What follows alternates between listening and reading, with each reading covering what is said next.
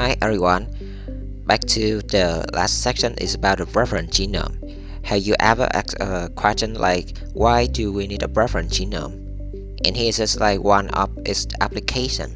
As you can see right here, for example, you collect your DNA, you sequencing, and then you can compare between your genome versus the reference genome. And actually, your genome has a change in the nucleotide. For example, it changed from C to T over here, this position. And actually, when you sequencing, the read will align into the reference genome and also show the consistency between the read sequence versus your reference genome when compared with the reference genome.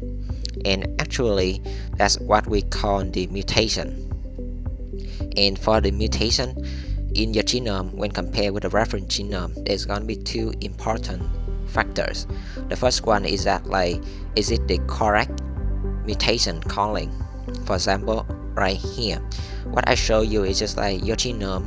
Actually, it doesn't have any mutation over here, but the read when we sequence them, and then we can observe a specific read. For example, read 1 has a change in nucleotide T over here, but your genome doesn't have it.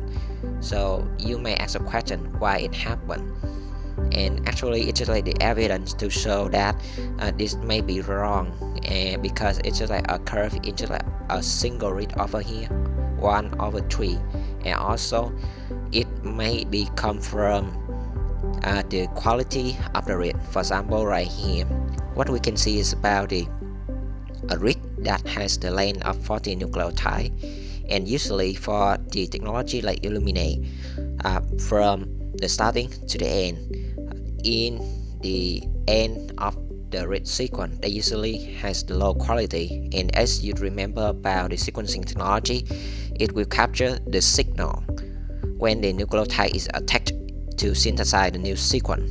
As a result, it may be wrong. It's not 100% that the sequence read can be correctly. As a result, we have to sequence it several times. And when we count the variant or count the mutation, actually it should be a curve with at least a higher frequency than just like one over read over here, and maybe we have much more read, but only a single read like that, they have that kind of mutation. So maybe it's the wrong variant calling, and it can be filtered out. And also the low quality of the sequencing data, actually it maybe come from the protocol that we extract the DNA. Maybe we use the wrong chemical, or we haven't followed the correct procedure to extract the DNA, and as a result it can create the low quality data. And now we compare with the first example. We have more read that can confirm the mutation can occur at this position, which change the nucleotide from T to T. And actually it is the second important factor that we need to have more frequency to confirm that the mutation is really occurred. And then we come back into the third important factor, that's about how does it affect.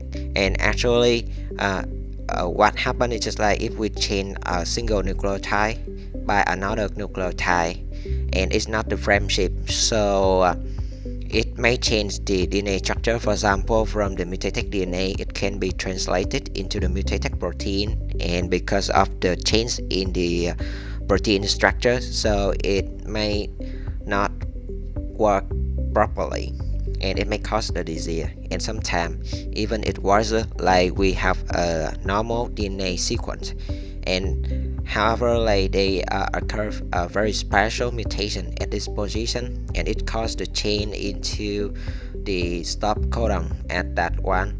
And as a result, it much more dangerous because it will reduce the product of the gene. As a result, it can be more dangerous